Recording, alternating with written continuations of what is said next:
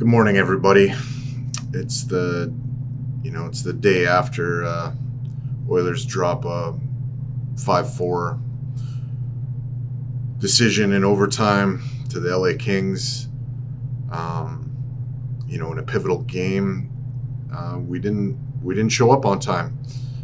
Kings score first in the first period, and we looked disjointed. We got heavily outshot. Mike Smith had a pretty good period to keep us in the game. Zach Cassian finds a way to tie it in the second. Kings score a pair and take a 2-goal lead, and it's not looking very good. And then Connor McDavid decides to try to will the team back into the game. Gets a goal. Kings restore their 2-goal lead with Philip Deneau scoring on the power play. And Ryan McLeod takes an unfortunate double minor for high sticking, really on a hustle play, and almost incidental contact. But you're responsible, I guess, for your stick. So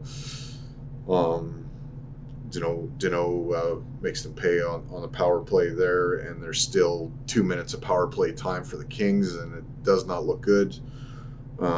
Fortunately, Woodcroft,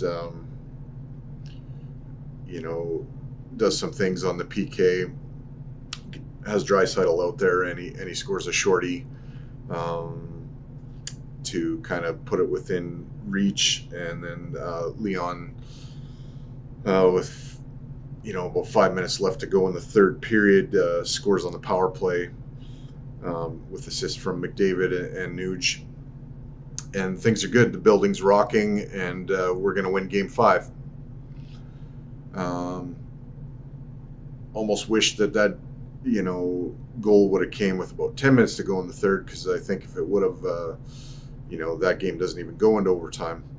Kings do enough to hold off the furious finish, and the game goes into overtime. And we start the overtime and can't get possession of the puck really at all, with McDavid starting on the ice in the overtime. And it's an extended shift. In overtime, Game 5 of the series, I don't like to see shifts beyond a minute. Probably 45 seconds is ideal. Evander Kane has a chance to get the puck into the Kings' end and kind of get the change and reset, and he falls and never does get the puck in deep. McDavid gets kind of beat by Andre Kempe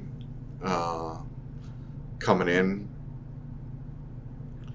and then Duncan Keith gets beat by Kempe, falls to the ice, and Kempe's basically on a partial breakaway, goes wide on Mike Smith.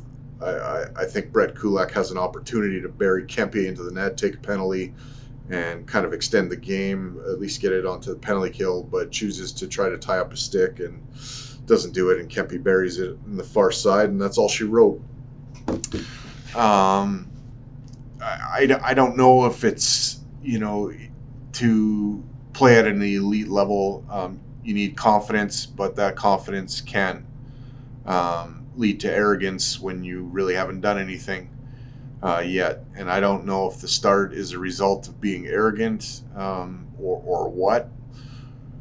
I don't think they were rattled to start Game 5. I don't think they had a reason to be, but now heading into Game 6, you can't be arrogant. You can't be overconfident. I think you have to believe in yourself that you can do it, but you have to show up on time. You cannot, start late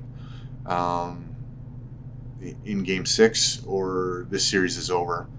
Lots of people want to abandon ship and say it's done and all that. And, getting news this morning that Darnell Nurse is going to have a hearing for a headbutt on Deneau. And when I hear that, last night I didn't think too much of that play and thought it was crazy talk that he was going to get suspended, but now seeing that he's going to get a hearing, I think that means he probably is going to sit out Game 6, and that really is going to challenge this team. And I think Chris Russell's probably the guy to fill in for Nurse, but you might want to call up Broberg or Niemelainen or something, and go with the patented 11-7. I thought Josh Archibald was a spark plug last night, so I don't think I would look at taking him out of the lineup. When a lot of guys were passengers last night, he wasn't. I just don't think he adds much offensively, but at least he is doing things on the ice that can, create some momentum. I mean, scoring goals changes momentum, but so sometimes when you're asleep out there, a big check can wake the guys on the bench up. You just can't be stupid. You can't be going to the penalty box, but he wasn't doing that. He's been pretty good this series for staying out of the box. I thought, there was a little bit of shenanigans from Kane and Cassian that kind of got us away from being able to push the issue 5-on-5. Like, we can look at the overtime goal and that being the deciding factor of the final nail in the coffin of the loss last night. But I think that first period sluggish start and some of the penalties we took, we got out of our game. We got out of what we needed to be doing, and I think the Kings rattled us. There's the Kane Cassian, there's the Nurse headbutt.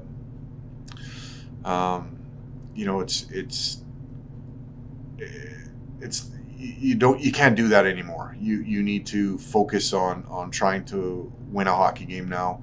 The extracurricular bullshit, there's no time for that anymore. You need to go out there and you need to win a hockey game. It's as simple as that. You can't take dumb penalties. You can't give the Kings power play more opportunities.